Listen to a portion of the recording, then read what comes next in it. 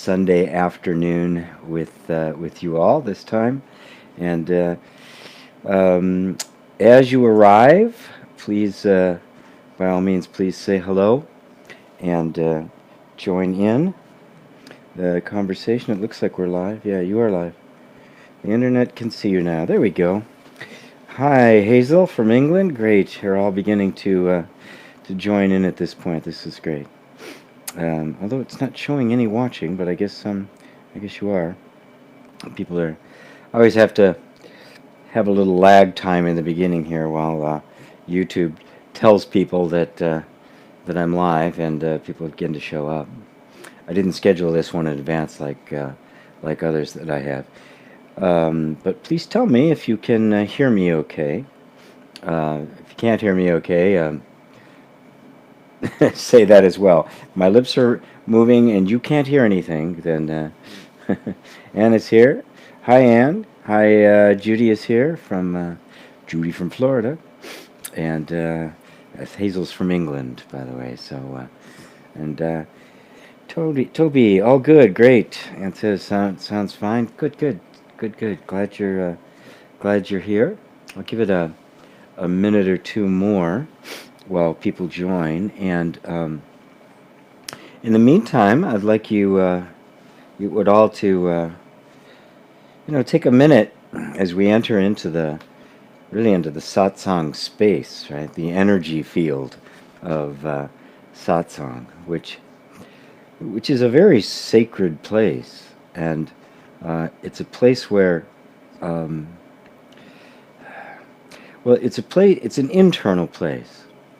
Satsang is not really a place out here. It's not a building. It's not a teacher. It's not the people. It's not YouTube. It's actually a very personal place that we go to because we're more interested in what the truth is than just more of the same. And when I say the truth, I'm not talking about somebody's idea about what's true. I'm talking about that which is absolutely true to you, and create an environment where you can question a lot of the things that you believe to be true and find out if they really are. Because everything we believe to be true influences our life. Everything. If I believe it to be true, it will appear to be my experience of life. I do have my air conditioner going because it's kind of warm here. I just want to make sure that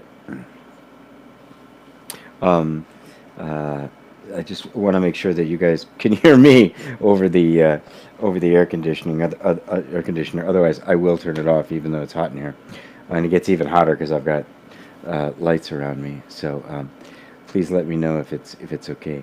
Hi, puppy. Eli says you have 2 live streams going on. What? One's called Live for Mevo. I didn't know I had 2. Thank you for telling me that. They don't. It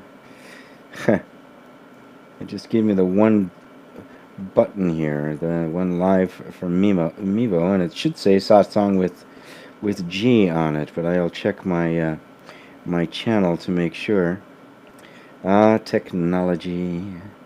Technology. Let's see. Satsang with G, live from Mevo. I think they're both happening. 19 watching, 4 watching live from Mevo. If you're watching live from Mevo, you're seeing exactly the same thing. It's just I'm probably not going to see the answers to your questions. I can mute everything. Here's live from Mevo, and yep, Eli's over here. Audio is loud and clear, and I'm also live as Satsang with G with a different group of people. I had no idea YouTube could even do that, let alone the fact that it's happening. So if you guys want to go over to the other one, if everybody drops off of this one, I'll just stop this one. I don't know what the heck. But I'll take questions on either side. Everybody's hearing me. So so life is good. Hi, Brian. Hi, Ivan from Bulgaria. Picture and sound is okay. Excellent. Yeah, because I really don't want to turn the air conditioner off because into the lights it gets really high. Daniela from Slovakia. Hi, Daniela. Barbara from Sweden. Um, I guess the AC isn't oppressive. Excellent. Um, let's see. Emiliano from Sweden. Johanna from Mexico. Hi, Johanna. Um, Alex from London. Oh, good, good, good. So good to see you all. Um, what is the temperature there? Um, well, the temperature here is actually not bad. It's only about like 72 outside. It's very comfortable. But inside is where it's warm. Windows and stuff shut, and there's like three lights around me here as well, so I'm illuminated for the camera, so that you all uh, get to experience me in all my glory, or whatever glory there is. Um, I'll go back and check the other one now. Mal is there from in Western Supermar, England. Hi, Mal. Good to have you. Oh, this is excellent. Although I've got two streams going, that is totally bizarre. All right then. Well, I deal with it. Um, so while we're here and creating this sacred space of satsang, um, what I was talking about before was that how powerful our beliefs are. Because if I believe something to be true, it will literally become true in my life. Not absolutely true. You know, nothing can make a belief the truth. Nothing can do that. You can't make something which isn't true into something that is true.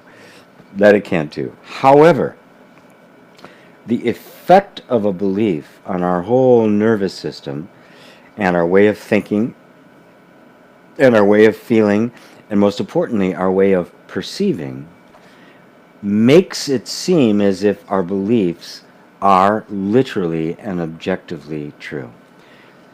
And this is compounded by the fact that we are so ignorant of that fact that when we experience something in the world around us, we don't realize that it's a reflection of us. We think its existence is objective and independent of our perception of it. We think that the conditioned perception we have is actually the thing that's being viewed. And that's the big mistake. That's the big illusion. That's the big sleep. That is what spiritual awakening is here to wake you up from. That's the dream of being a finite person instead of the infinite consciousness, which is what you actually are. There are three major powers that a human being has, and I didn't make these up. I got these from Muji, and they're just right dead nuts on, right? Belief is one of them. The other is attention. The focus of our attention literally creates the worlds we're looking at, amplifies it. When I'm really focused on something, the more I focus, the less everything else matters or appears. I can become so focused on something that that somebody can speak to you and you don't hear them. You can literally filter out everything in the environment other than where the focus of your attention is.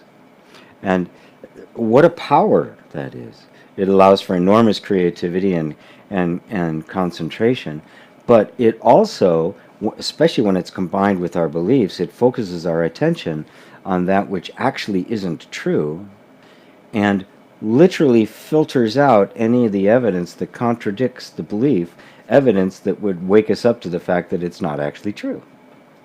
And the third major power we have, which is probably the biggest of all, is the power of identification. to take a thought or a feeling or a memory or an idea or an image and identify it as ourselves. This is what all of us have done, that the image that we hold in our minds of ourselves, we actually believe to be ourselves. And it started right at the beginning, when as children we were taught to identify ourselves with our bodies. So instead of just being this absolute free spirit, undifferentiated consciousness, pure experience, pure innocence, all of a sudden I became a boy, a white boy, a short white boy. Somebody had these qualities and not those qualities. And so all of the characteristics that actually just belong to the body and don't belong to consciousness become identified with by consciousness, which is actually you, and suddenly you feel like the destiny of the body is your destiny, including it's going to die, the feeling of mortality, which brings about the experience of fear and the experience of lack, the identification with the body, and the idea that that is who I am creates this very finite sense of ourselves, and at the same time creates an antagonistic relationship with the world. Everything else, therefore, is not me. This is me. Everything else is not me. And all of our defensive mechanism, everything revolves around that. So these are very powerful things to ponder. Our power of belief, our power of attention, and our power of identification. Because the sum total of everything you experience is made of that. Which is why in the Satsang means communing with truth. We want to know if our beliefs are true, if we're giving our attention to the truth, and if we're identified with the truth. That's what Satsang is about. Are my beliefs true? Is my attention going towards what is true? And am I identified with what's true? Because if you are on the path to full awakening. But this is the practice. This is what we have to engage ourselves in. And it simply starts by taking a step back, actually seeing if you can go back to before the identification with the body took place. There was simply an awareness of being. It was not identified with anything. Pure experience. And there had to have been something there first in order to identify with the body. You have to be something other than the body to identify with it. But we've identified with it so strong, pretty much everybody believes that they are the body. All the scientific theories about consciousness are all just some kind of function of the brain, aka the body. The idea that consciousness exists independently of the body, that the body is simply an appearance in consciousness, that consciousness has wrongly identified with, has not occurred to the vast majority of humanity, even though it has been articulated for thousands and thousands of years by saints and sages throughout all history. It's just not been that accessible. The wonder of our modern world is it's now being very much broadcast. That's not who you are. That you are consciousness, and that you did not appear in the world as a body. The world and body appeared to you.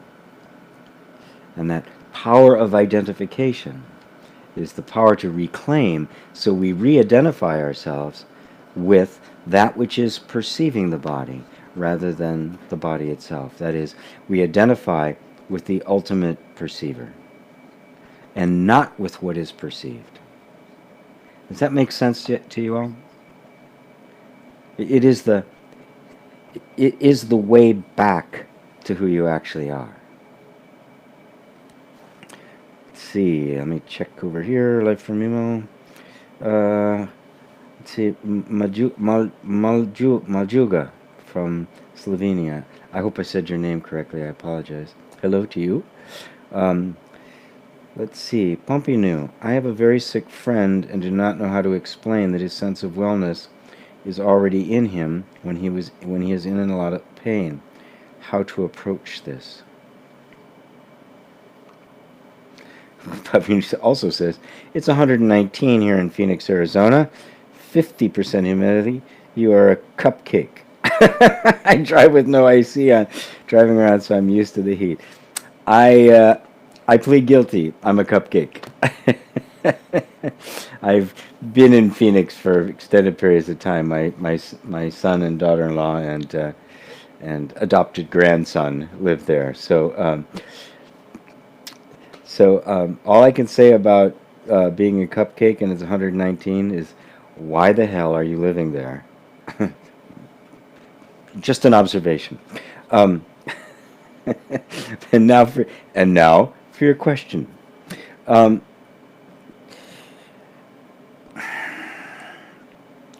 I truly hesitate to give advice as to how to explain the sense of wellness being internal to somebody who's in pain in a general setting.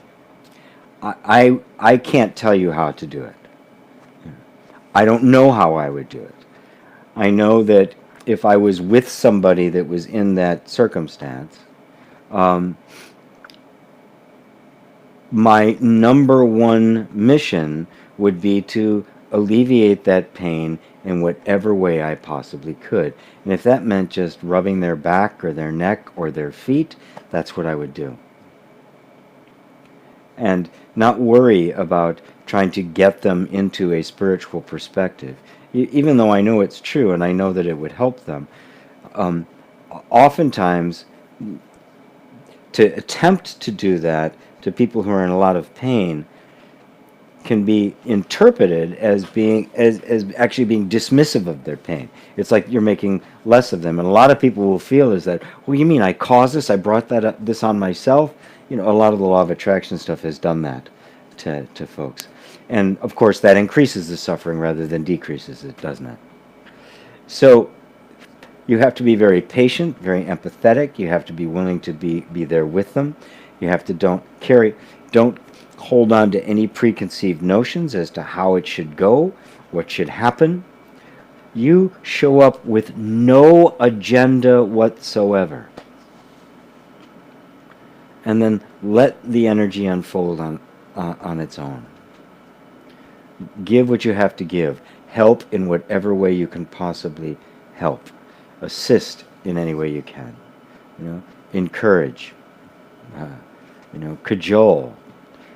Just whatever it is that you can do, just do that. That's what it means to be really present. You're not being present in order to get some kind of result, to give them some kind of an insight. You're simply being present with whatever is there, with no agenda other than to be present. That is the most powerful healing force there is. And if you do that, the opportunity to take them to a deeper level, which will give them greater relief, may present itself, but it may not. It's not up to you. There's a much bigger power at work here than just our own minds trying to switch their beliefs or get some insight in there. There's a much greater thing at work here, and you have to work with that energy. You need to work with the Tao. You are showing up as a comforter, as a peacemaker, but you're not the one guiding, directing this show.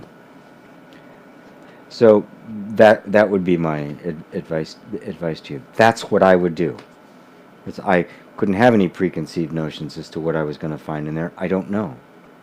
When I sit down to do a private session with somebody, and oftentimes working with groups of people, I don't know what's going to happen. I don't have any preparation. I just show up, like I do satsang. I don't have any idea what I'm going to say before I sit down here. Uh, I just know it's time to do satsang. Satsang needs to be done, and satsang is going to happen. And and lo and behold, it does. So the really beginning to trust in the wisdom of events, and that whatever it is somebody's going through is bringing about within them the shift in energy that's eventually going to lead to their awakening. And I personally can tell you about some horrific suffering I went through in my life, and what it did was open my eyes to what's actually true. So don't be quick to think you need to change it or fix it or do anything to it whatsoever. Just show up, and you will make the maximum amount of impact. I hope that helps you. The Chosen One says, GP, how to become a millionaire so I can be convinced that it won't bring me permanent happiness. I don't know. You know, you can follow all the rules and things that people tell you to do, and just visualize, being a millionaire and see what happens. I know for a fact that most people try to do that. They're so attached to being a millionaire that the feeling of not being a millionaire causes them so much suffering that's all they reproduce, and it never actually works. I want to be a millionaire, and then let go of it. Just let that energy do whatever it wants, and not care whether you are or not. Right? So you might not be ever get to the point where you have so much money, and then you can determine that this really isn't going to make me happy.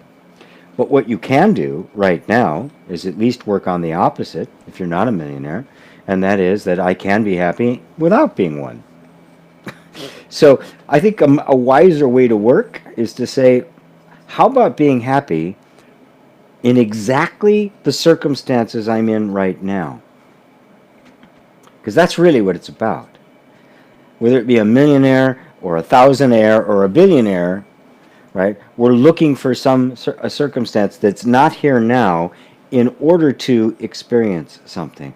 But all that means is that we have an argument, a disagreement with what's happening now. There's something inside of us that's saying, this should be different.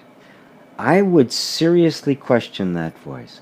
Who's saying that what's happening now shouldn't be happening? Really, what is the authority on which that thought is presenting itself and you're believing it? And remember, you're believing it. I mean, any thought can present itself, right? Any salesman can show up and try to sell you something, but ultimately you have to buy, right? Or not. Any thought can show up and ask to be taken in as believed. Right? I don't know why all the thoughts show up that they do, but they do. Okay, fine. I still always have the final say as to whether I'm going to believe it or not. So, the real question is there really anything wrong with right now? Except the story I have that it's supposed to be different. Now that's something you don't have to wait till you're a millionaire to check out to see if it's true. You can do it right now. Can I be happy now, in exactly the circumstances I'm in right now? That would at least answer half your question. And then if the millionaire thing happens and you find out, great. But I highly suspect that if you find out you can be happy right now, that you're going to realize that having $1 million or not having $1 million is totally irrelevant.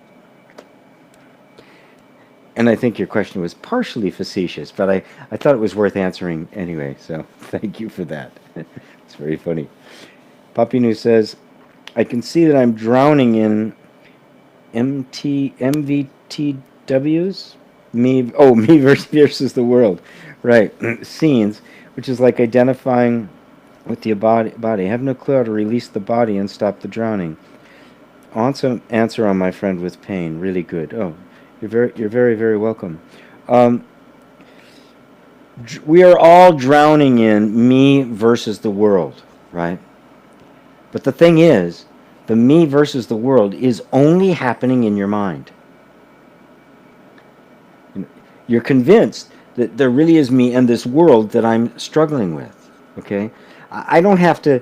I don't have to completely disidentify you with the body and show you that the world doesn't exist independently of my. Forget all of that. The conflict is you and your current circumstances, the current situation you are in life. Forget the whole world and the universe and all that. Just me versus the circumstances happening in my life right now.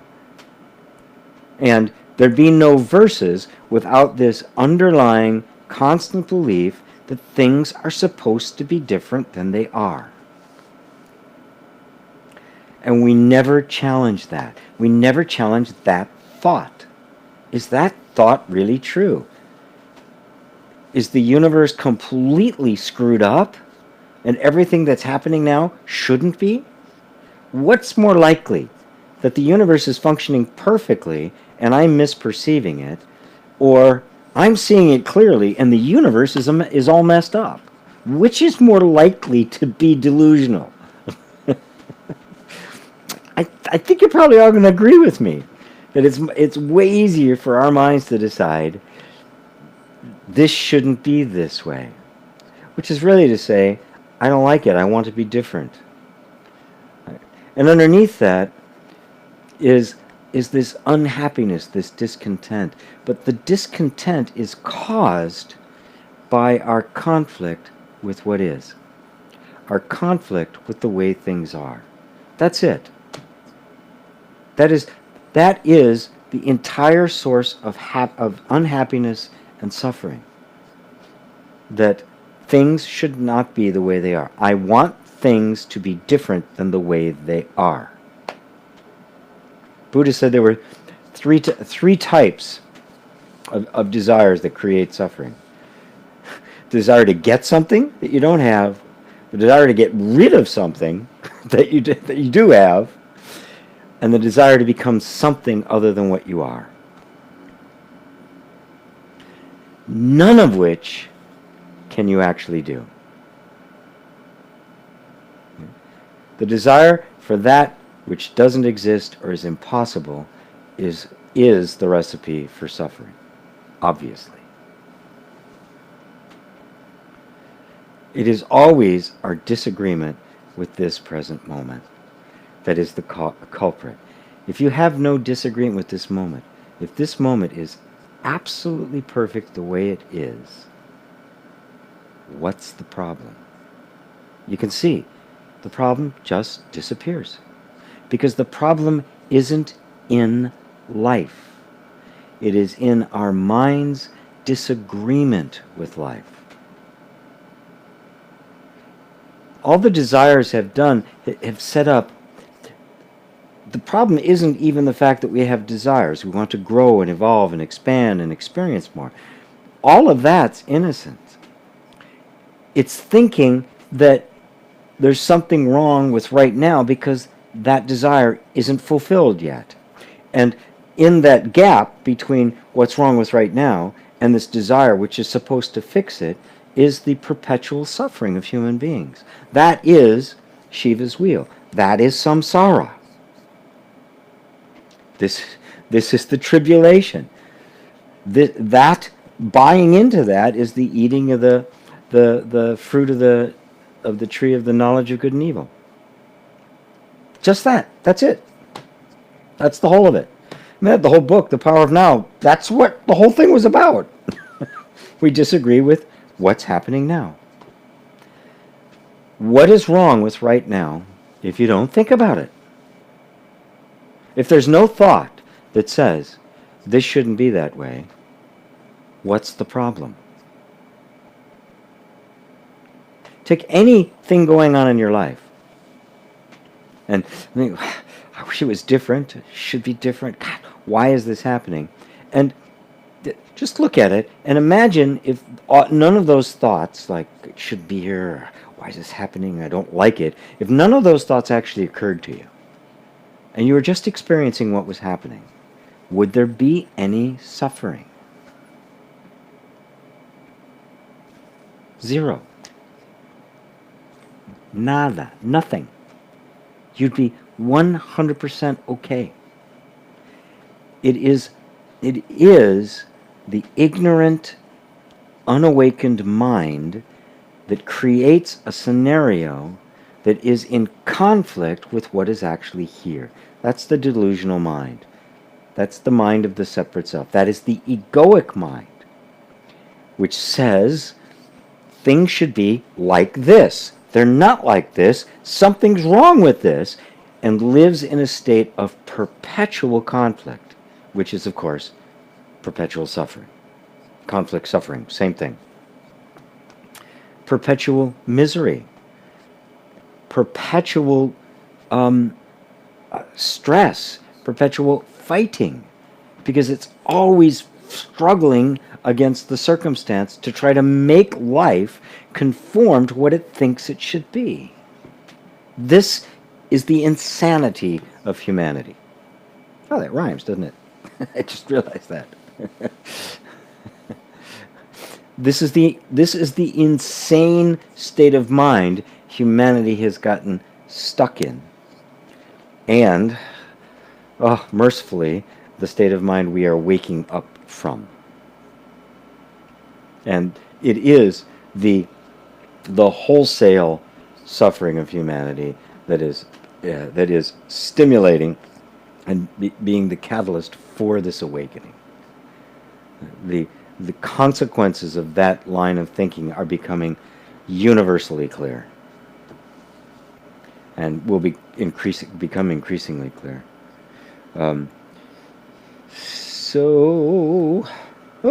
Gotta scroll back a little bit here. Thanks, G. I'll remember you if I become one, though. Please do. I take donations on Patreon. more than happy to help out. But really, when I'm in a state of meditation and allowing, being present, amazing things tend to happen. Yes, they do. Of course they do. Because you are flowing with the nature of life, without expectation. Life very well could make you a millionaire. If there's no attachment to that, it will do you no harm, and you will do wonderful things with it. You'll make use of it because it's a resource you have. Just like if life happens to give you a great deal of creativity, you'll make use of that asset. If it gives you a great capacity for love and giving, it'll take advantage of that asset, because it belongs to life itself. It belongs to the whole. It doesn't belong to the egoic mind. And so, yes, it'll take care of you. It knows how to take care of the universe. If it can keep the galaxy spinning, it can put a little money in your pocket. Put a lot of money in your pocket. But it's not up to us to decide how it's supposed to be. That's the only thing.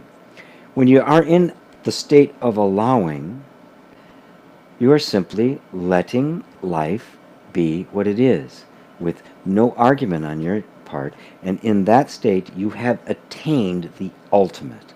You have attained that peace that is in harmony with everything. And from there, the deepest awakening to your true nature can happen. It's just this place of no arguments with life. And so it's a level of pure happiness that precedes the ultimate awakening.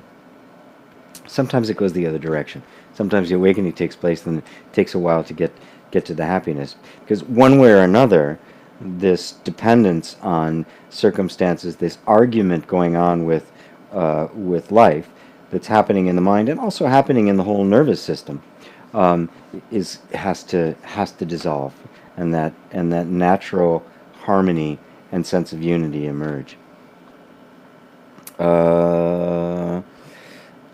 Maluga, I think, how to see all things part of me and not separate. Not just see, but understand. It's beautiful.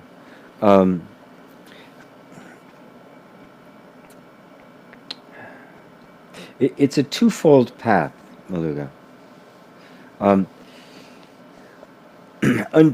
until you're really clear who me is, there will be a sense of separation from what you're perceiving. You can't take the sense of being a separate self and then try to make it one with everything. It won't happen. You can't make two into one. So the first step is to go through the process of self-discovery through self-inquiry and surrender. So what you do first, and this is right from Ramana Maharshi, so it's got a lot more authority than just mine behind it. Whatever you look at, whatever you experience, right? Like these lights around me, right? It's like, I see the lights. Okay, great. Simple sentence, say it all the time. The subject, the verb, and the object, right?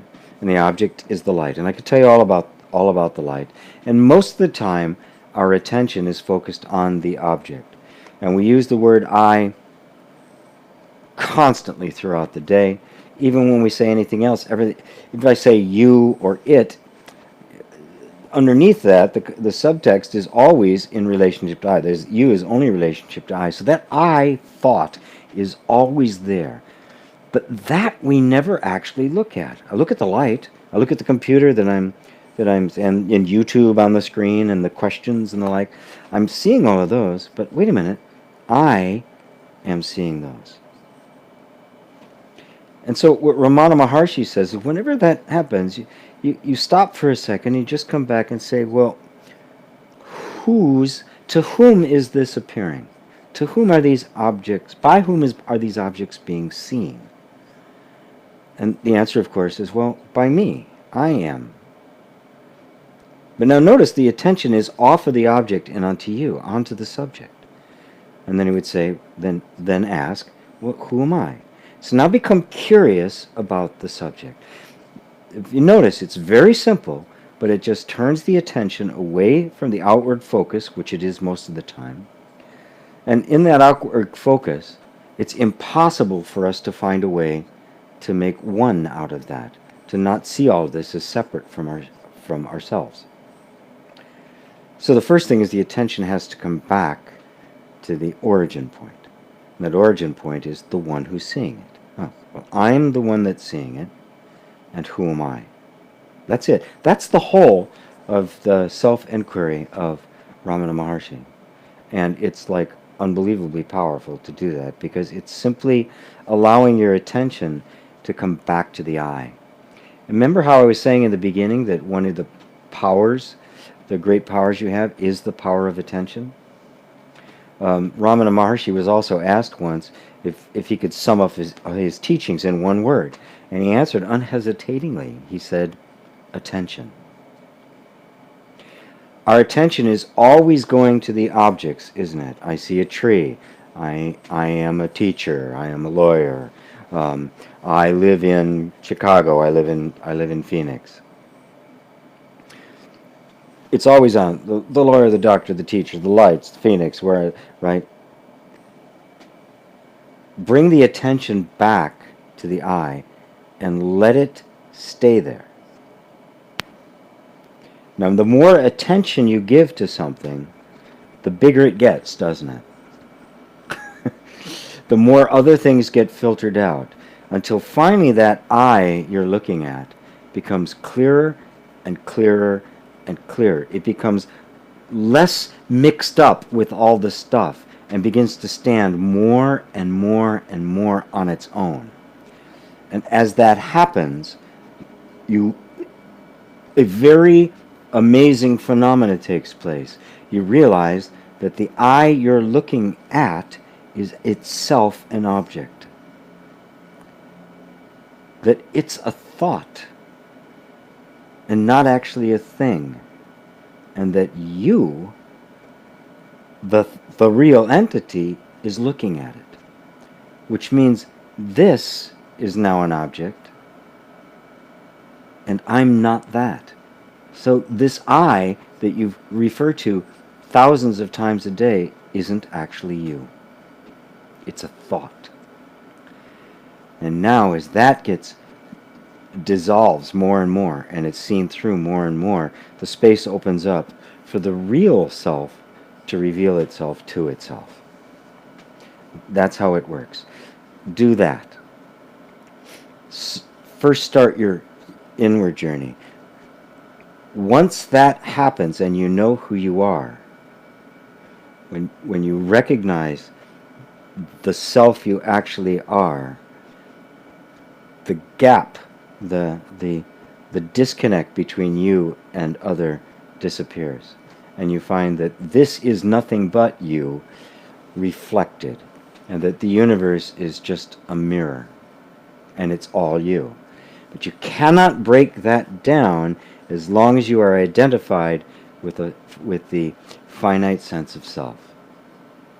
That will never, ever feel one. It can't, because it isn't. It too is just another belief.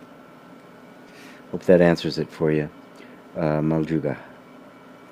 Better check. Oh, got other ones too. Mal asks, do the stupid, silly thoughts we get come from different place from the different place in the wise ones that you speak? Does consciousness from which the thoughts emerge have brain farts as well?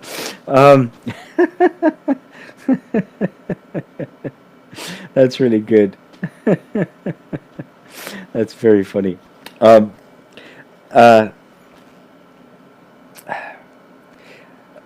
Jesus said it. He said, "Does the same fountain send out both sweet and bitter water from the same place?"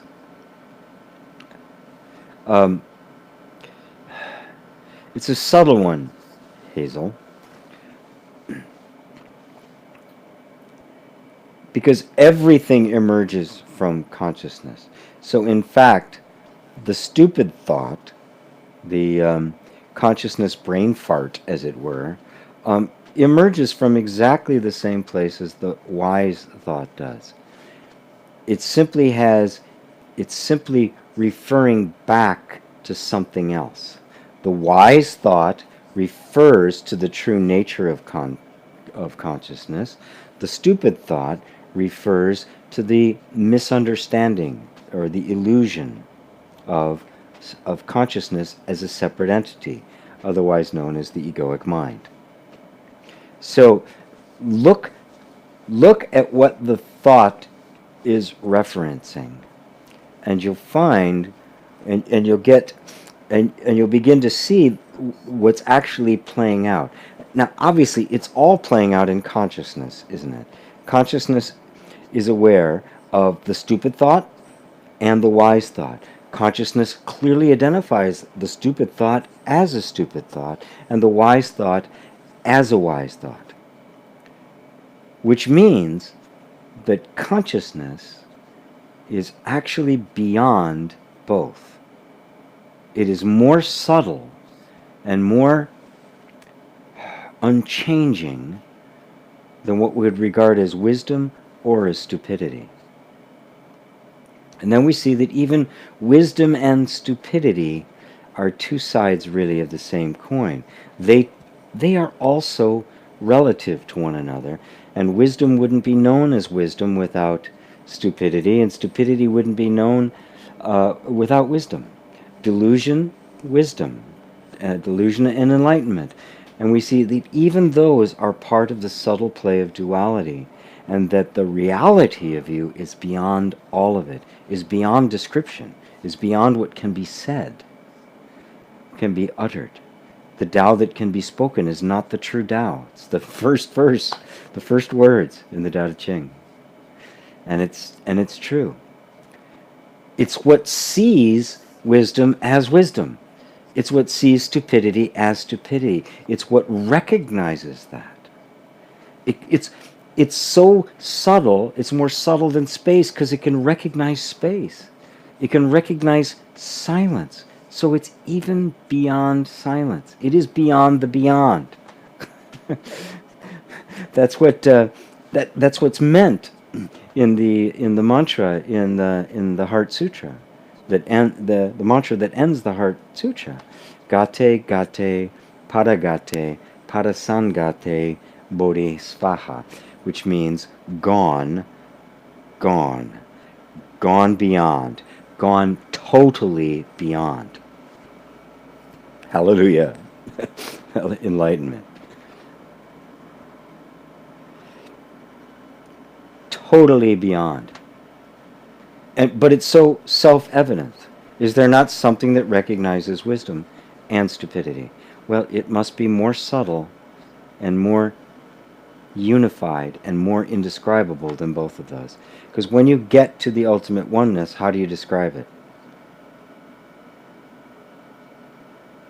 I can only describe wisdom in contrast to stupidity.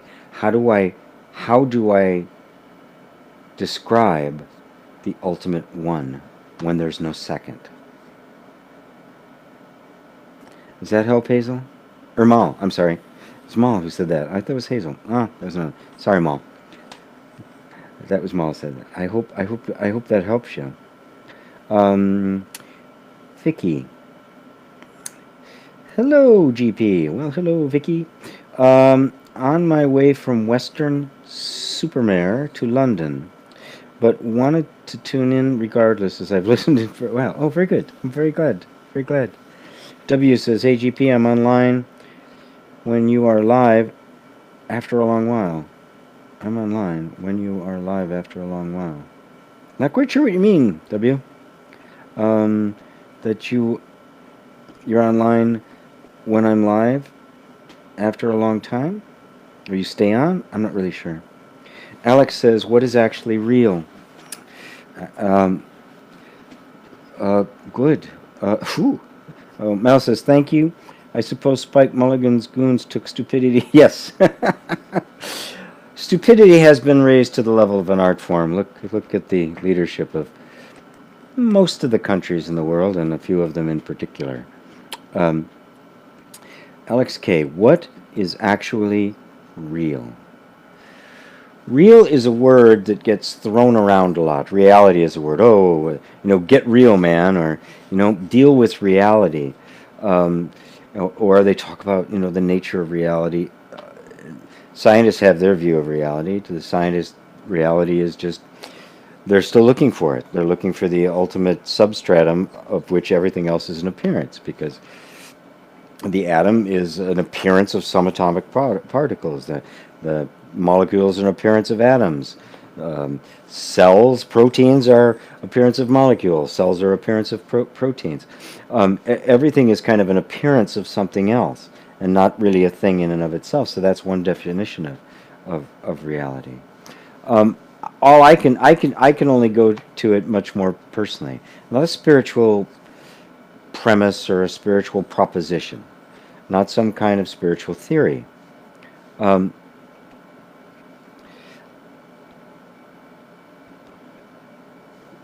When I think of what is real, I have three qualities that I look for, which is the qualities they look for in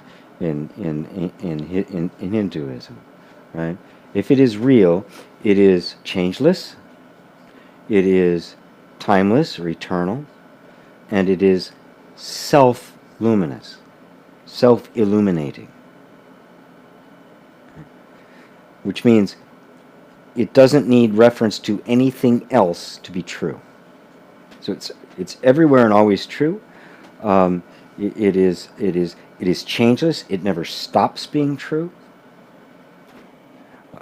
Doesn't come and go.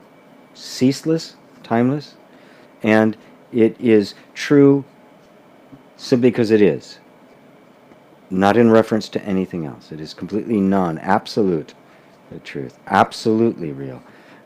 Self-illuminating, self-defined. By that definition, nothing in the phenomenal world is real. Now, that doesn't mean when I say it's not real, it means that you can poke your hand through walls, or or not jump off of a building and not mush yourself on the ground. That's not what I mean. But it's all it's experiential. What I mean is that it is constantly changing. thought constantly changes. Our views of things and beliefs about things constantly changing. Our bodies constantly changing. When I look into my own experience, as I always urge everybody to do, there's only one thing I've ever found that meets that criteria, right? And that is my own self-awareness. I exist, and I am conscious of that existence. And that has never changed. Now, people can argue, well, it wasn't there before you were born and it's going to be gone after you die. Let's even leave that out of the equation, right? Because if there was nothing before I was born, and this was it, there's no way I could know. And if when this ends, again, it's nothing, I'll never know. So, you can just rule all that out, it's irrelevant, no way in the world, right? The only way I could know that this continues is after it's gone, and if it continues, well, then it continues. If it isn't, there's no answer to the question because I'm gone. There's nobody even asked the question, right? So, this is it. In my own life, what I have experienced has never stopped changing. Sometimes fast, sometimes slow. But the experience of existing and the awareness of having an experience, that is consciousness, has never fluctuated. It has always been the same, and it has been self-luminous. I haven't stood aside and said, oh, there's my consciousness. I've always been looking from there. So it's self-aware. It's self-knowledge. It's self... Right? Do I know what it is? No. Do I know that it is? Yes. Now, everything we're experiencing, what you're experiencing right now, may be a complete dream. You may be sound asleep somewhere on another planet, in another body.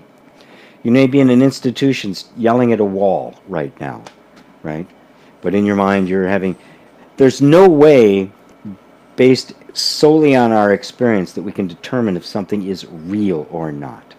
But one thing I know for sure is absolutely real, and that is the fact that I am experiencing it. The fact that I am. I go there because I know that is real. There's no power in the universe so clever that could convince me that I existed if I didn't. So that's it. I know it. From what I know, it's never changed. It does not seem to have a beginning or an ending, right? Imagine one, but I have no direct knowledge. The only thing I know is it. And nothing told me about it. Nothing told me, oh, by the way, you are. It is self-knowing. It is self-illuminating.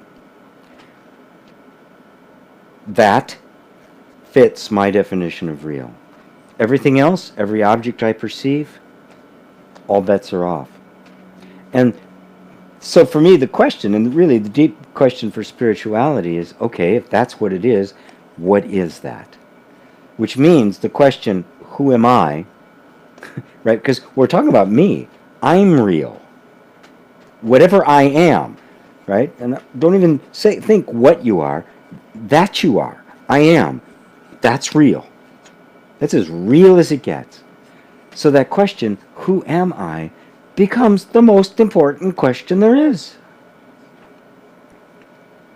Because to say, who am I and what is reality, is the same question. Because where else are you going to find it?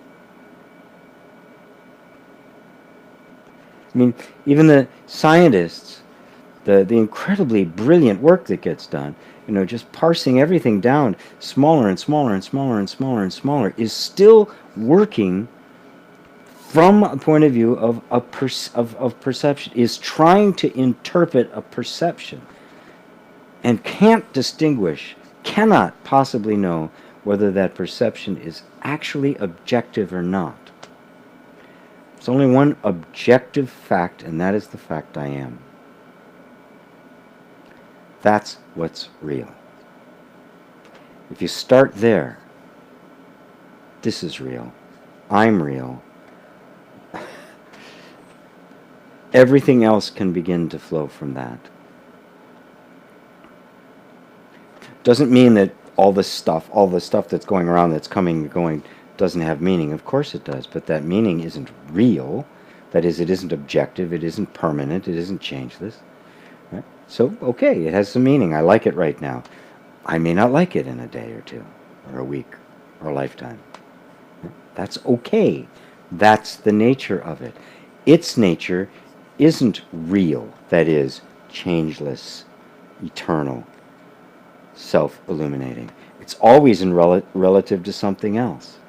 So all meaning, all purpose, all exist, all form is relative and isn't real. It doesn't have those characteristics. But that which is perceiving them does.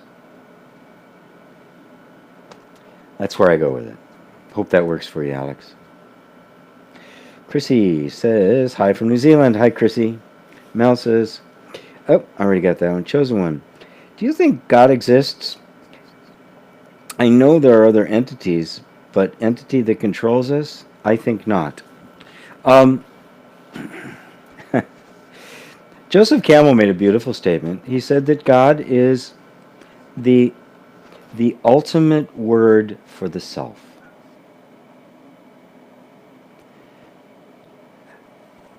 How do we define God, the ultimate supreme being?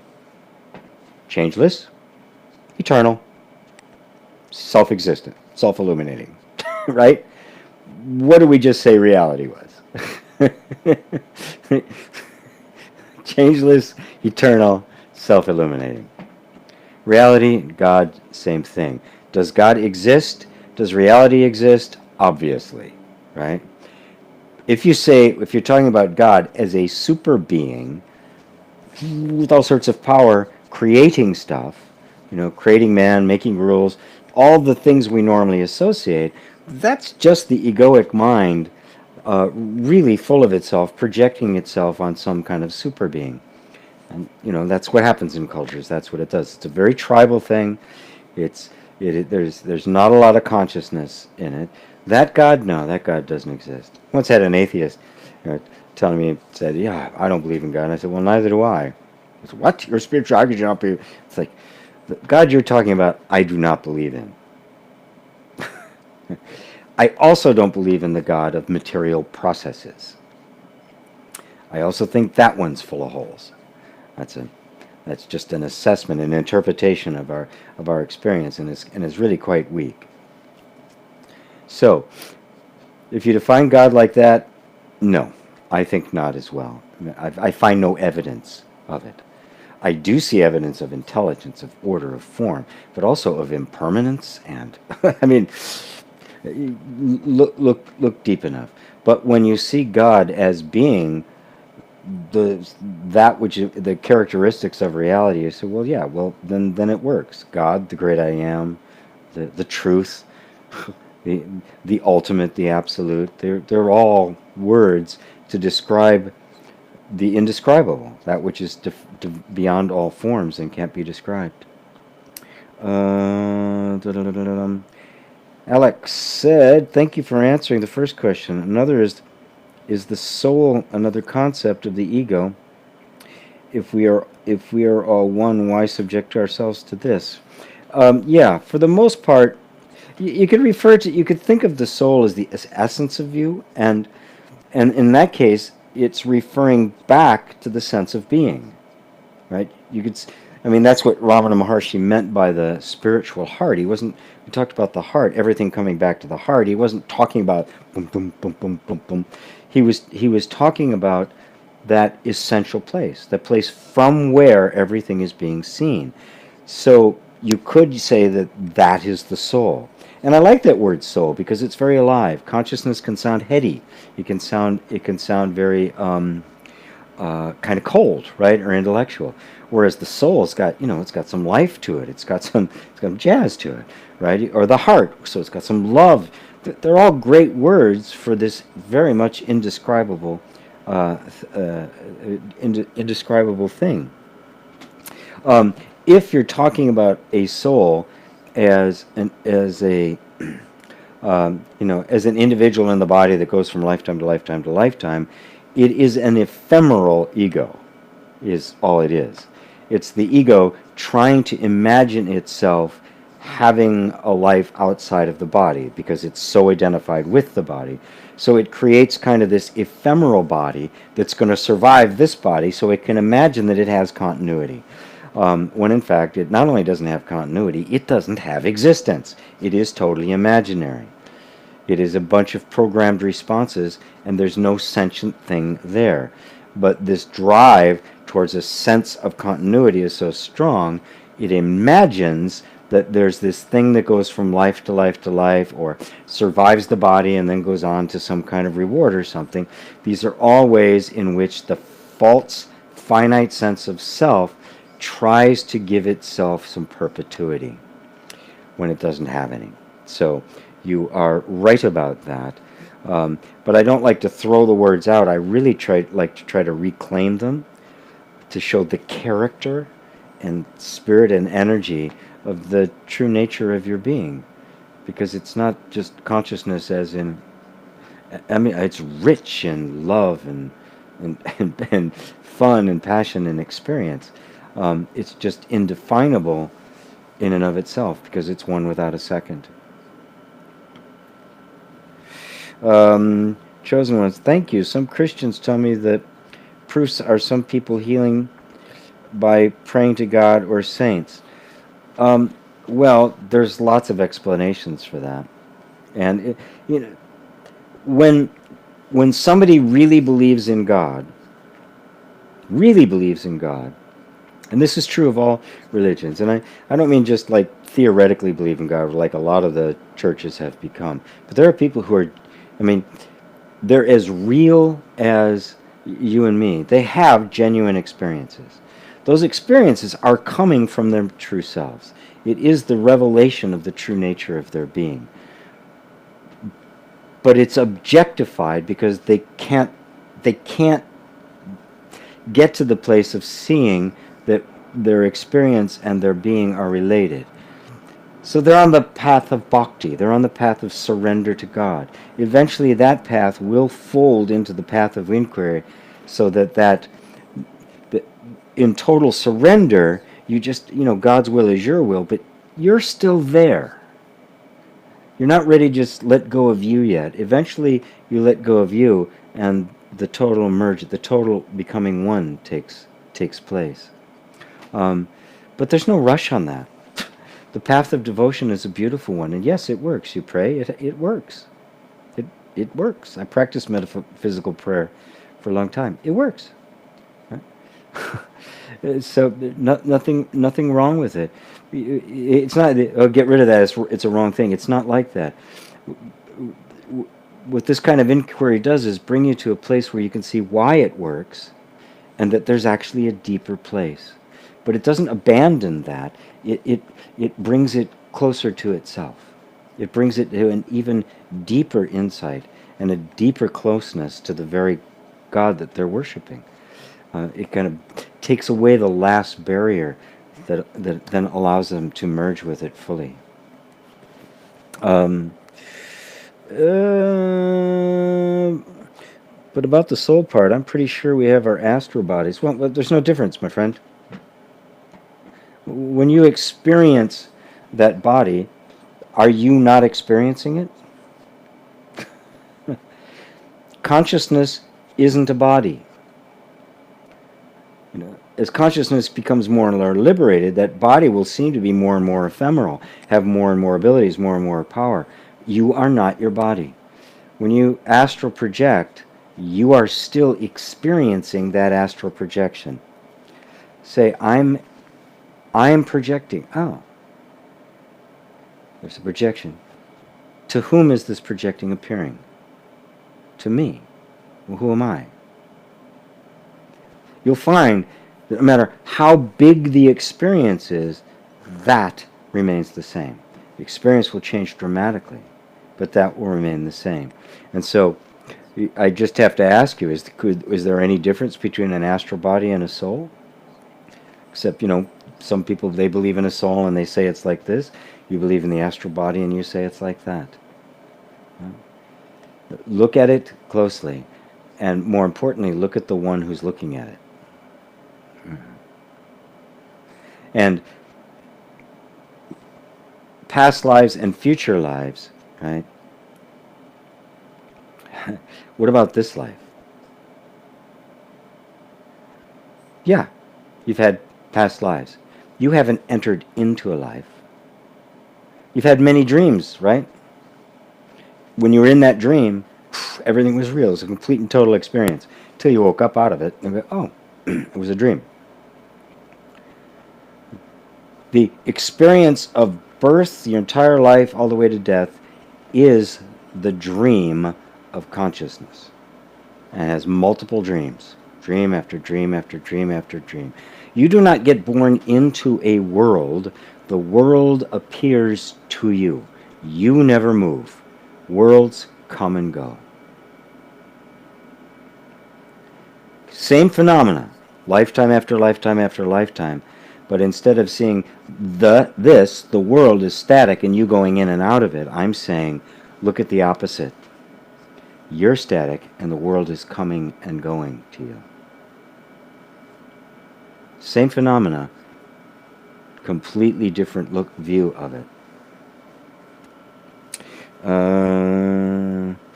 Kyle says, my family are Christians. I don't believe we have to follow a religion in life. If I can call myself anything, it would be agnostic. Could you share your thoughts on religion and agnosticism? Wow, thank you.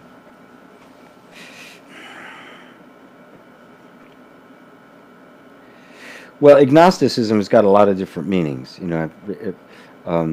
There was actually an entire, they call the Gnostic texts, and it's a different version of all of the New Testament documents and the like, some of which present very, very different views of Christ and God and the whole story. They're really quite fascinating, and the Church Fathers, 325 A.D., decided which of those texts were going to be the official read, plus edits and stuff they changed to them. And of course, that whole council was formed by the Roman Empire to create Christianity for the Roman Empire as a tool of empire, and it certainly was not a search for truth.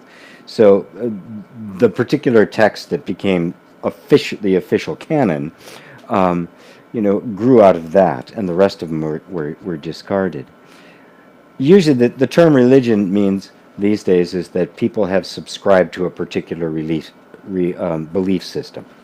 I am totally opposed to living a life based on belief, because belief is capable of total self-deception and capable of just enormous cruelty and violence. The fruit of it is easy to see. Modern religion has become increasingly dogmatic and narrowed, which is really, really tragic to see, especially around something like the teachings of Christianity. There are many that are very open, New Thought churches and the like, some more the Reformed churches, but some of them are very dictatorial, that have really kind of resorted back to the old Testament punishment rules. A lot of them are like that. I don't know which ones your family is particularly practicing, but I atheist, agnostic, Christian, Buddhist, to me, it doesn't really matter. What I try to point to is, what do you actually experience on an everyday basis, and what is the nature of that? This is an existential question. The question, who am I? Religion is maybe a predefined answer to that question, but if that's the case, I say everybody be an atheist throughout all the religions, because the only way it's going to have any meaning is if you discover this answer for yourself, and that's by looking directly into your own experience. one of the big problems with religion is that they don't want you to question it, they want you to believe it. That's what modern religion has become. I subscribe to these beliefs. I believe that, which is the end of investigation. It's the end of creative thought. It's no accident that the modern Christian religions have not produced any great art, great literature, or great music. It is clear that there's a narrowing of focus. They've got a very small vocabulary, the jargon. There's no art. There's nothing articulate. There's no great intellects that have arisen. So it's quite clear that it is a narrowing of human endeavor and not expanding to it. So throw all belief systems out. Right? That's what atheists. Atheists, it's all about the material model, which is fine, but that too is a belief system, and I want to question that as well. So it's always the same to me. Spirituality, if it's for real, is an inner search for the truth, which is the only place we can find it. My definition of reality, right? It's changeless, it's eternal, and it's self-illuminating. There's only one place I find that, and that is the nature of my own consciousness. That is my experience every single day. So I go to there and I go, okay, what's that? Who am I? Who is this that is seeing everything? That's where I go. That's my religion. That's my spiritual practice. That is my that's my mission. It's everything, right?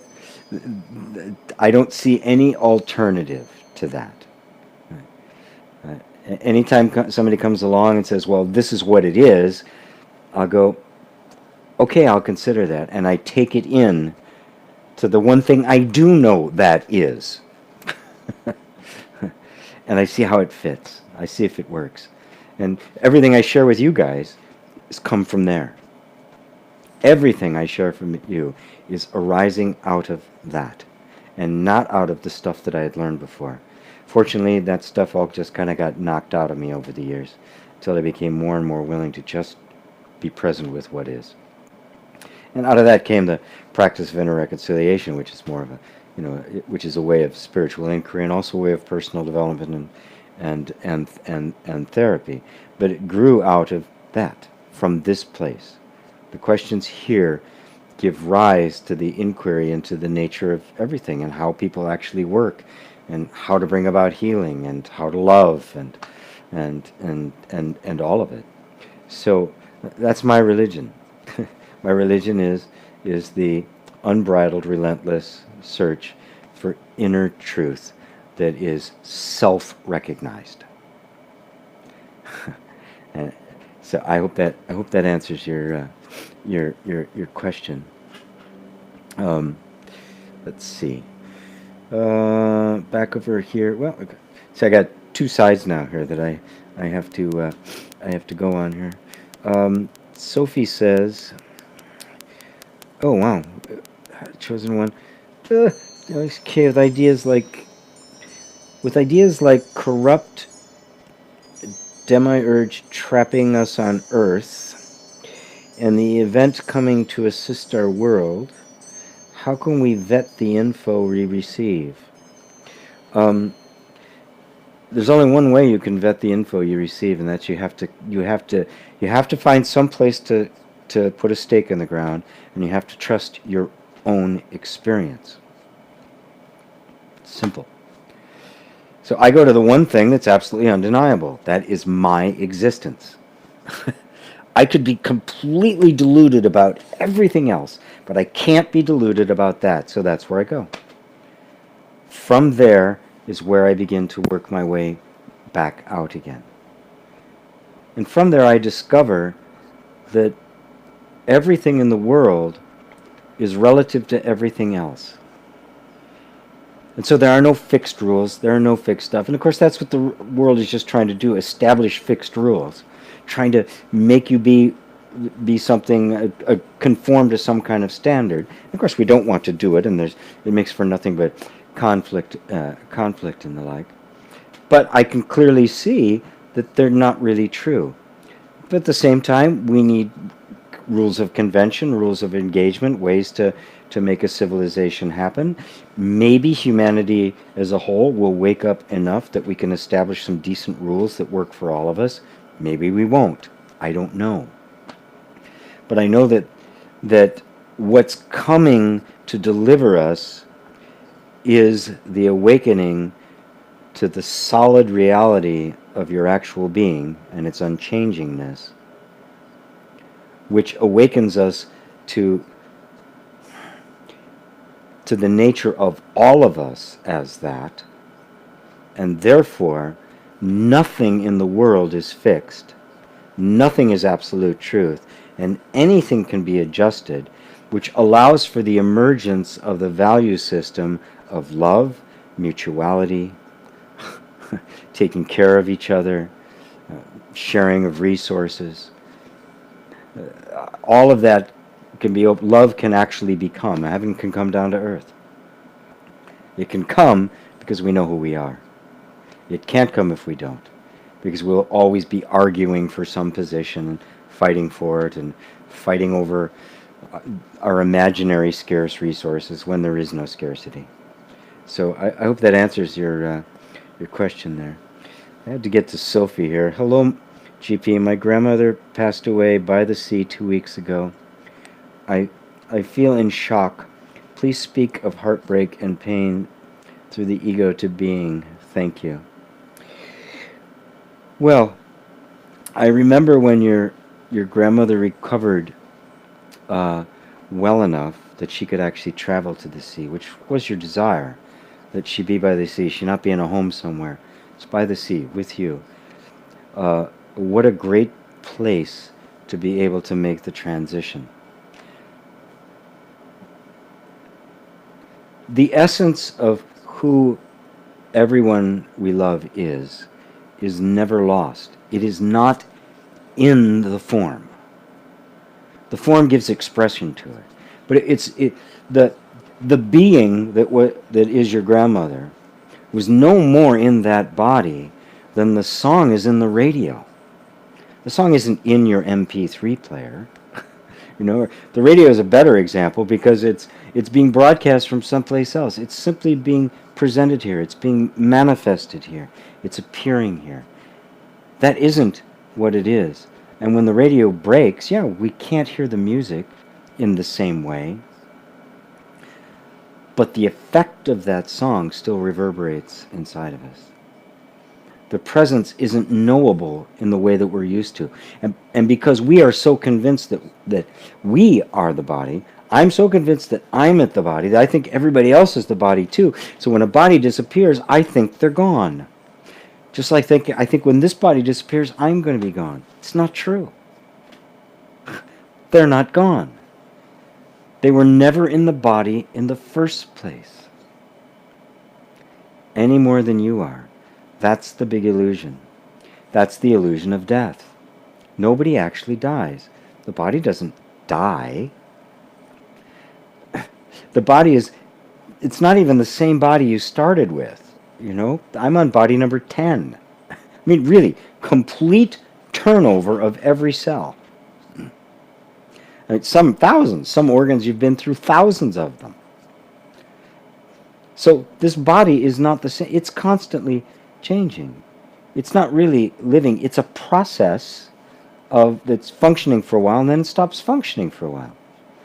All that energy is still there. All the particles, everything is still there, and will, whoop, whoop, whoop, right? Maybe, may become the body of a worm, or may end up being in the rain. I mean, who knows what happens to it? But it's not you. That's the key thing to come to understand. When you say to get beyond the ego is simply believing yourself to be what you're not. That's all the ego is. I believe myself to be this body. That's the ego. That belief will operate as if it's true, which is why the ego seems to be a thing that is operating in and as your life. In fact, it isn't true. It is just a belief. You are not your body. You are the conscious awareness of your body. And this is a big one, but it's very simple to see. I'm perceiving my body. There's my body, there's the perceiving, and there's me perceiving it. If I perceive the lights around me, if I perceive this picture behind me, like you do, well, there's me, and then there's the thing that I'm perceiving. I'm clearly not what I'm perceiving. I am what is perceiving. If I am perceiving the body, I am not the body. I'm what's perceiving the body. But we are so used to thinking of ourselves as the body, this thought doesn't know where to go. Well, then what am I then? Well, then, I'm a soul. Or, I'm an astral body. Or I'm an energy body. I mean, there's all sorts of different things the mind goes to because you aren't a form at all. You aren't a body, you're not an astral body, you're not a soul, you're not an energy body, you're not a little cosmic car running around. You're not a form. You don't have a form. You need forms. I need this body to give expression to what I have to say, but I am not this body. I hope that helps you, Sophie. And my condolences about your grandmother, but your grandmother's quite content. She's having a very good time. So this is the question where the party is. Gee, please look at YouTube questions. I got to get back to the other side. Sorry. Okay, let's see. Trying TVs, answer my friend, chosen one, thanks to you. I'll remember you if I got that one. More coming in. And they're coming in by the hundreds. Oh dear, look at this. Hi Meryl, good to see you. Let's see. Carol X asks, I think it may be a continuation of an early one. Can't find the beginning of it. Carol, none of which you can actually do is so simple and true. Made me laugh my ass off. Very good. Is the resolution of suffering realizing that everything is the way it should be? Yes. Really accepting that into your heart. And then accepting it to the degree that you begin to correct the thoughts that will continue to occur to you that say otherwise. Spotting them as going, oh, that's not really true. And also the feelings that arise of resistance. So it isn't just, everything is the way it should be. I think most people, these people who listen to me, get that, right? But then we get confused because opposite thoughts to that happen and opposite feelings to that happen. And I try to point out, it's okay, these are habits. There's an energy pattern that's been set up within the nervous system that's going to continue. That program is still running based on the idea that things shouldn't be that way. The egoic mind is still there operating. But this vision that, everything is the way it should be, and my suffering is all of this disagreement, puts you in a position where you can now begin to not get taken in by the thoughts and feelings that are still operating as if that were true. This is where the rubber meets the road. That's why there's practice involved. You can't get discouraged when it happens again, and you find yourself lulled into that narrative once again. The moment you catch yourself, there it is again. That's the habit. Bring yourself back. Eventually, you won't be getting sucked in as deeply and as often, and those voices will begin to become increasingly quiet. Okay. Let's see, Melinda. How do we know when we accept instead of trying to change? And when do we turn on the AC because the lights are too hot for us?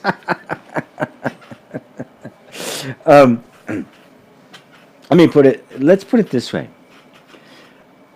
The light's too hot. I have AC. I turned it on. I asked everybody if it was disturbing, if it was too loud and disturbing. People said no. I said, great, I can leave it on, right? If I didn't have the AC, I would still do this, right? And I would not let myself suffer about it. I'd have to change my shirt afterwards, right? Because I'd be all sweaty. I may have to change my clothes. I might have to take a shower if I get sweaty enough, right? But there's no resistance to it. Yeah, it's available. If I'm thirsty, have a drink of water, right? To allow doesn't mean we are always supposed to ignore our preferences. But every day brings up preferences and opportunities to have or not have them. How we respond to not having them, to things not going according to our preferences, is allowing. I'm just going to, oh, okay, there it is. I would prefer it to be this way. It's not. I will align myself with what is happening. Because if I allow myself with, I'm not getting my preference, I really need it. With I need to have air conditioning. What's the matter? What do they mean, these people? What do they say? It's too loud. I can become a real curmudgeon about it. Boom, I've just created suffering. I say, oh, okay. I don't have that. All right. I'll be with it what it is. If it's uncomfortable, okay. This is what discomfort feels like. I have no problem with discomfort. Right? So then you're simply allowing. This isn't about a stoic, ascetic life. It's about simply recognizing that life is unfolding the way life unfolds, and you don't have an argument with it. Right? Does that answer it for you, Melinda? Carol, everything you said is true. Without a couple years of intensive inner work, I wouldn't have been able to see that at all. Well, that's true. But what's really interesting, though, Carol, is that Carol, is that if you didn't see it was true, at least sense it was true, you never would have done the years of inner work to make it increasingly clear. So that actual inkling of it being true wasn't a result of the work, it was the inspiration for it. The work has allowed that to become deeper, more permeate more of the system, expand and mature you, right?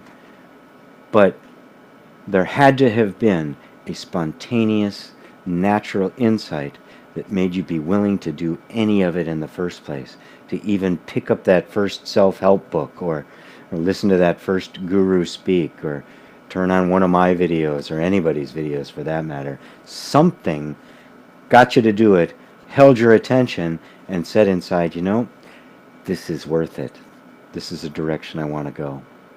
So it isn't about the work then gets inspired because you realize the potential for freedom.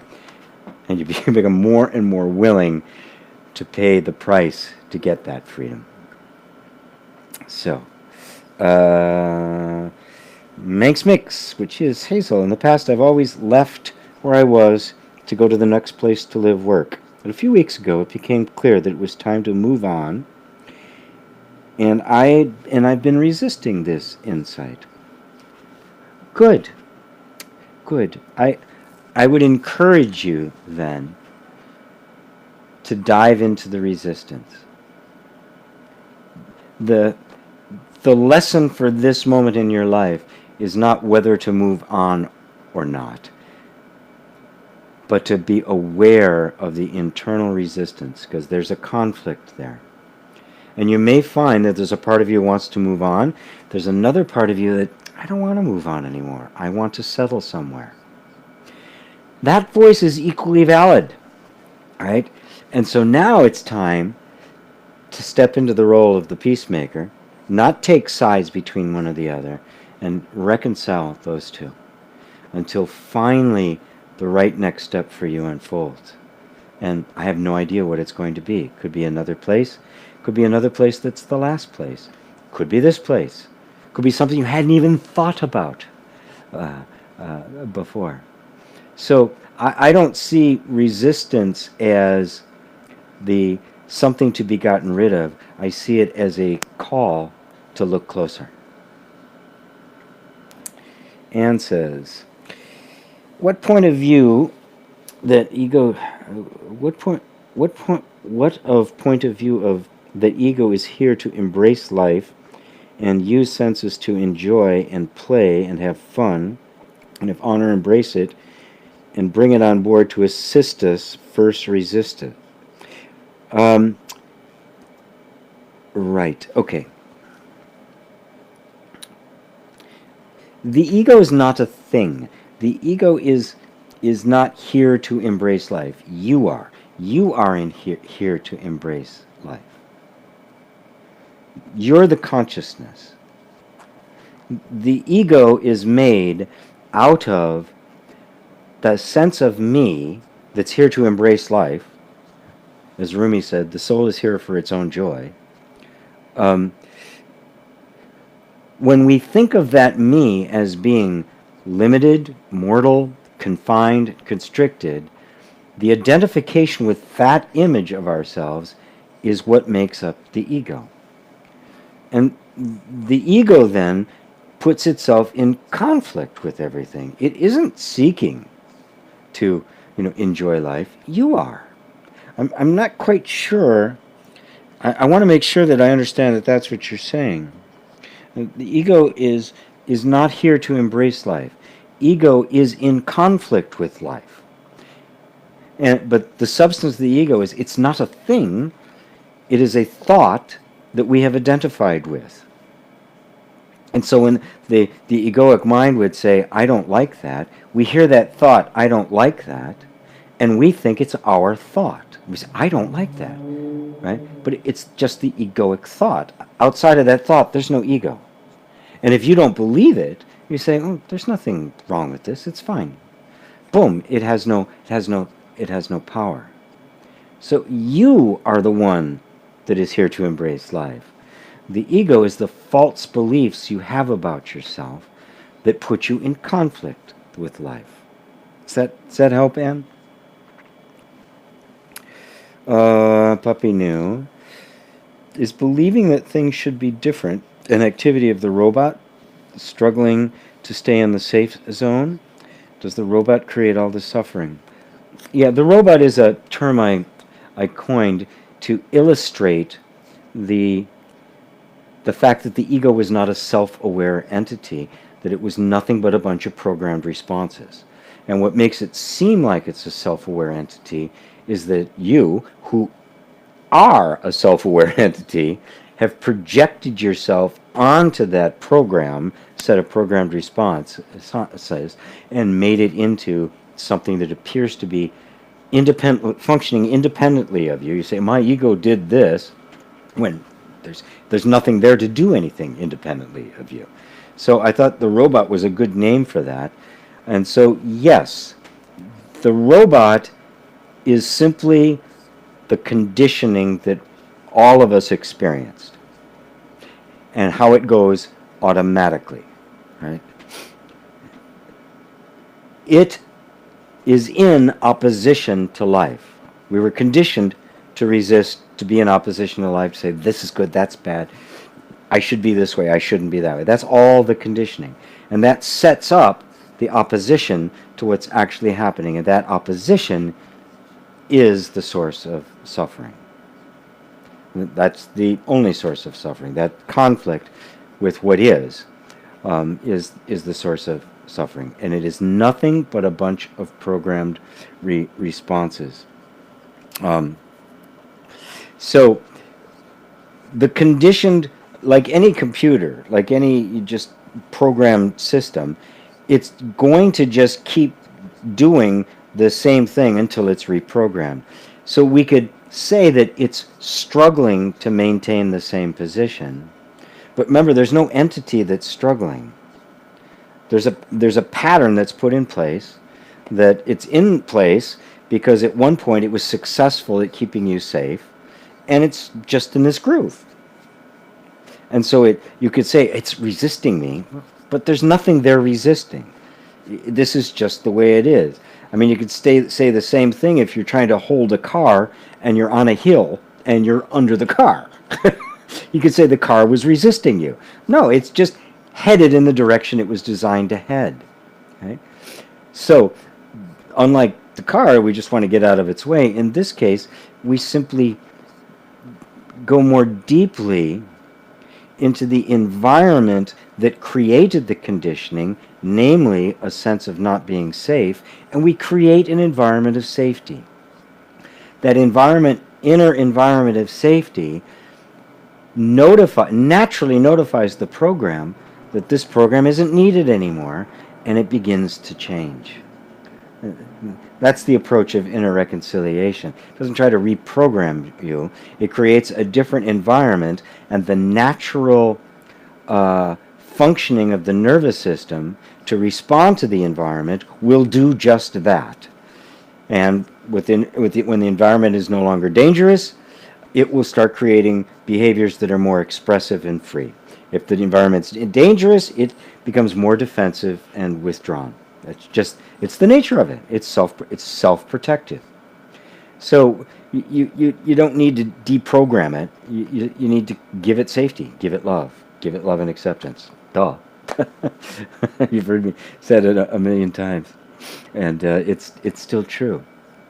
Love is the environment in which everything responds. Defenses come down, and the natural tendency towards love and acceptance and creativity and success and all of that just happens very naturally.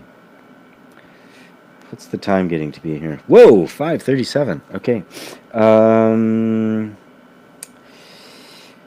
We've got assists. Let's see if we got any more. We are running down. GP. Hi, GP from Dominican. Hi.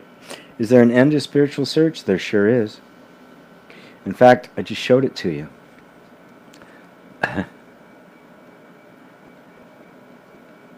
The sense I am. Does it take you anything to get in touch with the sense that you exist?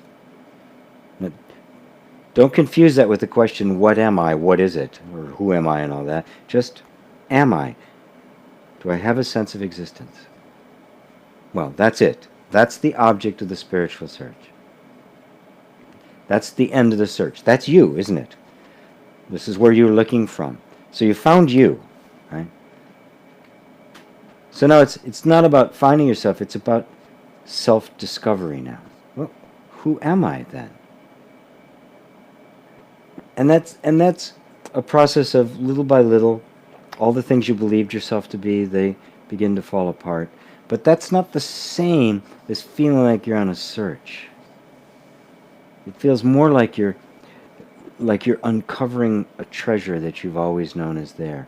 And now the journey itself becomes the destination, as it's become cliche to say, because it really is.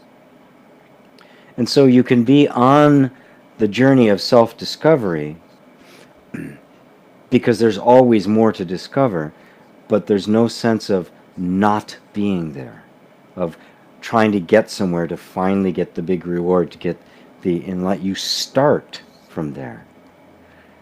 And then you let that unfold itself in increasingly deep and meaningful and intimate personal ways for you. I hope that answers it for you, Juan. Toby Beaners, yes, Mevo, whatever that is streaming. Mevo is the name of a camera we have that we use for live streaming. I'm not sure why I did that. I'll do it differently next time. Tick tick tick tick. Juan says sometimes the seeking is exhausting. Yeah, it's always going to be exhausting when you're the perpetual seeker, right? And you know, and that's even okay too. To have the sincerity of it is extremely important. But I'm leading you back to what is, right? That's actually what you're searching for. The reason it gets exhausting is because we have an idea of what it's supposed to be. And they're usually these great stories of, of the heavens parting and spiritual bliss and, colored lights. There's all sorts of great stories, the spiritual that it happened to people. And so we're kind of expecting this big definitive, explosion, right? This kind of this inner orgasm. But it's not that. you can have insights that's an emotional reaction to it, but that's not actually it. The it is the simple, ordinary awakening to, oh my God, this is what I've always been. It's been nothing other than this. I've been looking from there the entire time. Or as Rumi said, I've been knocking at a door, it opens. I've been knocking from the inside.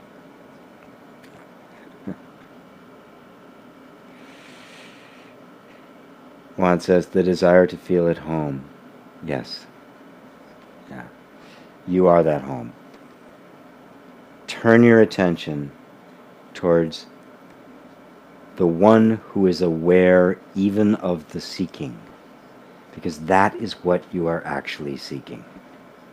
That's how you find that it's been me all the time. Hidden in plain sight. Nice chimes. Oh yeah, that's when a text comes in from a special friend. Eli, can you talk about jealousy? Well, sure. Yeah, when you think you don't have something and somebody else does and you want it, you're jealous, right? Discover that everything you think others have that you don't, you actually do, and that you're projecting it on them. And there's something inside of you that for whatever reason has told you you can't have that, or shouldn't, or it's not allowed, or you're not good enough, or it's not possible. Right? That's what jealousy comes from. The essence of jealousy is the deep desire to discover an internal capacity or quality in us that somehow we have disowned. We see it in somebody else and we want it. Now the dark side, the immature way is being jealous of them. They have it and I don't. The mature way is to go, oh, I'm seeing a quality in them that I actually want for myself. I can't go grab them and take it out of them. So being jealous of them makes no sense. It just, the degree of jealousy makes me realize how important this is to me. So I turn my attention then. Okay, do I not have this quality? Is there a quality that I really want that I don't have? There's no way to get? And now the attention goes off of them and onto you. It goes off of the feeling towards them and onto the quality that you're actually seeking. And then when you start looking for that quality within yourself, you begin to find all the various programmed responses of the robot that say you can't have it, you should have it. All the reason why and how you became disowning of a quality. And the only reason you want it is because you actually have it. And sometimes a projection of judgment or jealousy on others is the way the energy system tries to reconnect with what it actually has but can't express because it's been disowned. It's been thrown in the basement. We've not been allowed to have access to it. So it's actually a useful thing. Just turn your attention from that to what quality it is, and then seek to discover that quality within yourself. And in the process, you'll discover all the reasons why it got disowned, and eventually, all of those will just begin to fade away, and you'll find that the quality in you is what saw the quality in them, but now you'll find it here. So give ego love creates safety, so you can let it go. Yes. Yeah, love creates the safety. And the The ego is the belief that we're not safe. It's an embodiment of the belief that we're not safe.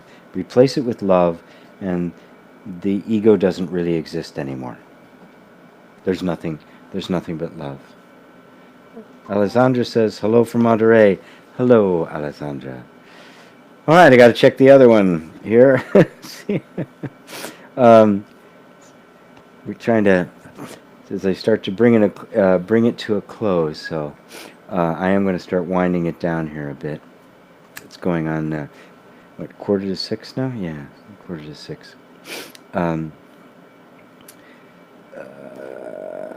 Kyle says, it's sad to me they cannot see religion as based on belief. I wish I could get them to see the deeper truth of it. Thank you, G. I wish I could too. Our world would be a whole lot better off, and of course that's what I do all day, every day, is try to do that. But, you know, the best way to do it is just through your life. You know, is it sad that they can't see that? Well, yeah, I wish they could see more, but like I've always said, everything I've experienced in my life, including my own ignorance and darkness and stuff I cling to, beliefs I cling to, eventually led me to the deeper truth.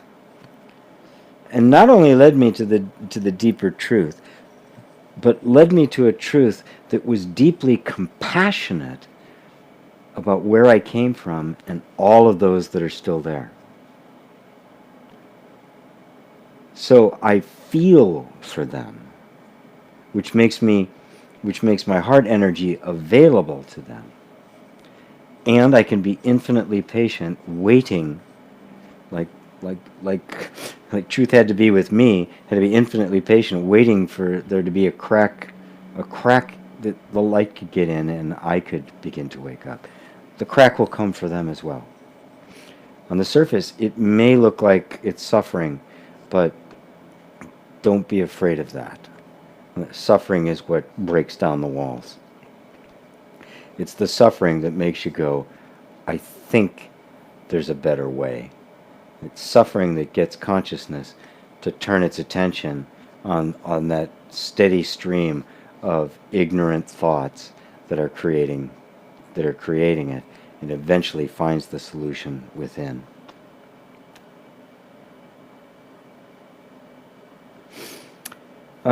Sophie says, thank you, G, for bringing me comfort. Thank you, Sophie. That was actually quite a beautiful experience, and I'm so happy your grandmother got to pass away peacefully by the seashore. I mean, I hope I'm so fortunate when the time comes. I hope it doesn't come soon, but I got nothing to say about that. You know. In the meantime, I'm utterly loving this moment. Okay, we have exhausted the questions on this one.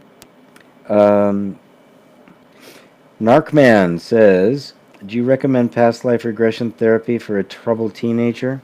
Depends on the teenager.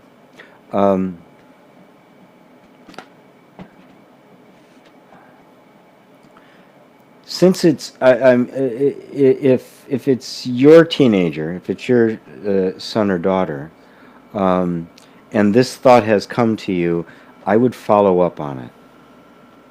I would follow through and look into it. It can't hurt. You know? I don't. You know, there are some therapies that I say don't go there. They can do more harm than good. But what I have seen of past life regression therapy in the hands of somebody skilled at doing it, it's harmless and very effective, and it can bring a lot of context to, you know, when somebody is troubled, they're deeply unhappy. There's some energy inside of them they cannot deal with. To get a shift in the context of where this might be coming from brings such a relief, because believe me, they're troubled because they think it's them. There's something wrong with them. They're flawed. They're broken in some essential way. Of course, they're not. There's an energy stuck in the system, right? that is repetitive and doing these things and is defensive and is pushing things away and is afraid to get close, that's the nature of it. So I wouldn't be afraid at all to to give that a try. And if it's come to you to do that, I think you should follow through on it. I also recommend for teenagers, if they're receptive to it, is EFT, because it brings that message of safety to the body directly.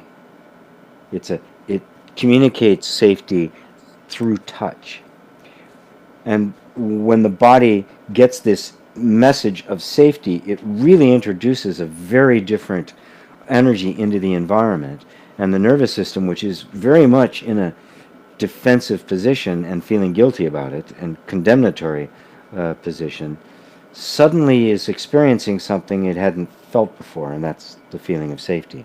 EFT can do that. So I would recommend that as well. That's always my go-to thing. I teach it as part of Inner Reconciliation. I teach it to the facilitators.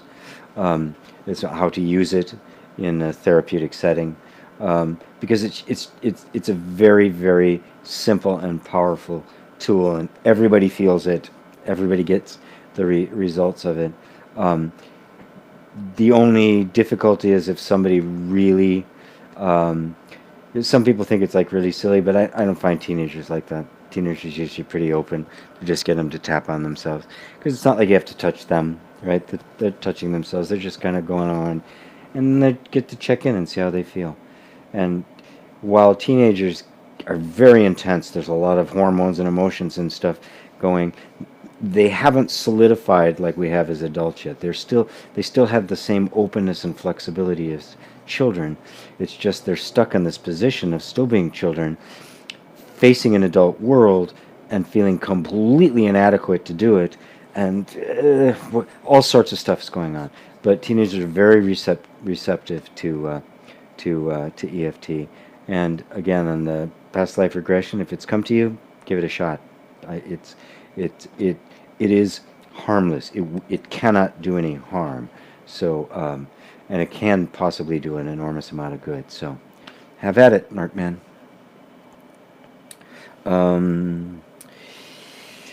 Melinda says, beautiful, thank you. Oh, you're welcome. What are the harmful therapies according to you?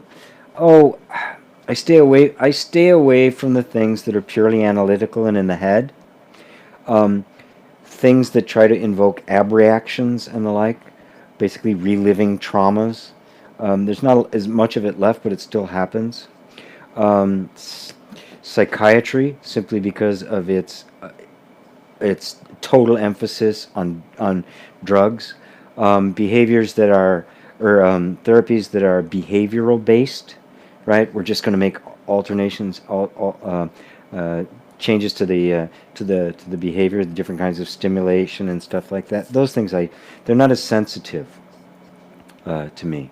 So I look for the ones that they've got more heart in them. There's more openness. There's more love and acceptance, that kind of thing. And while I totally go along with looking at things like herbs and diets and stuff, I am totally opposed to drugs. I'm not a doctor, so don't take my word for any of that kind of stuff. But my experience is it's done more harm than good and shut people down way more than opened them up. So take that for what it's worth.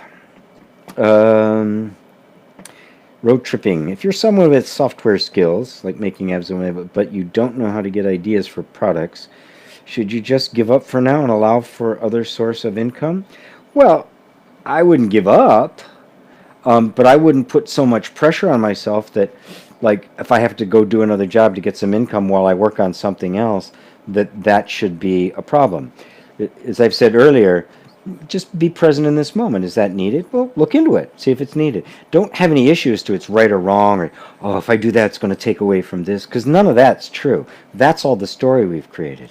This moment is asking something of you.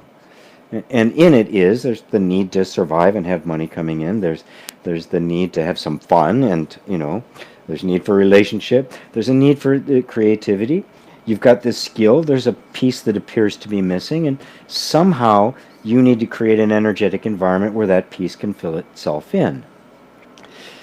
I find that just saying, I can't do this, I got to do this, actually puts so much pressure on it that it's harder for that solution to show up because there's all sorts of stress around it now.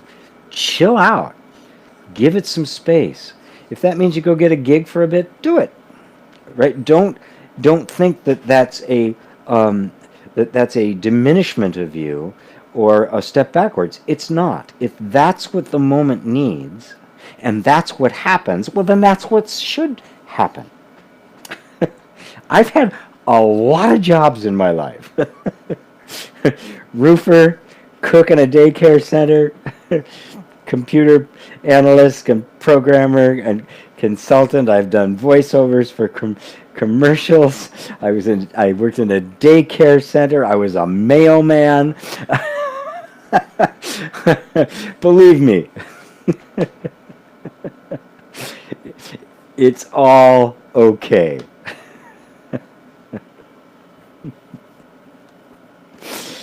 Road Trip, he says, makes sense. I'm looking for a job to alleviate that stress. Yeah, of course. Take the pressure. There's no indignity in that. There's nothing lost in that. That's all here. You can't lose that. It's not your life's work.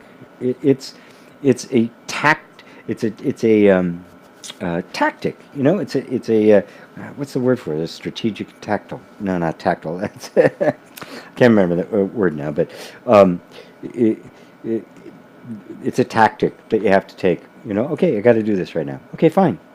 I'm going to do it. Just have no issues with life. This is the way life's unfolding. This is the way it needs to unfold. Right? And in that process, you're gonna grow, you're gonna expand, you're gonna open, your creativity is going to be different, the world's going to look different. The entire environment in which this is happening is going to change, and it affects everything. We can't dictate how things unfold, just that we feel them unfolding. So let it happen. Rocher says, thank you. Thank you, GP. You're welcome. You're very welcome. All right. We're done on that side. Are we done on the other side? Yes. Yes, we are. All right. You guys are having mercy on me, I can tell. Because it's almost 6? Yeah, it's almost 6. And but I thank you all for being here. As always, I thank you for the wonderful questions. The quality of the questions I get is always just so endearing to me. And your willingness to go with me, you know, beyond just a functional, structural change into something more existential and deep within us. Because really, folks, it's about happiness right now.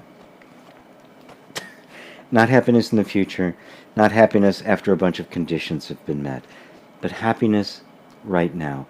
And it's immediately accessible the moment we drop our argument with what is. It's that simple. Thank you all.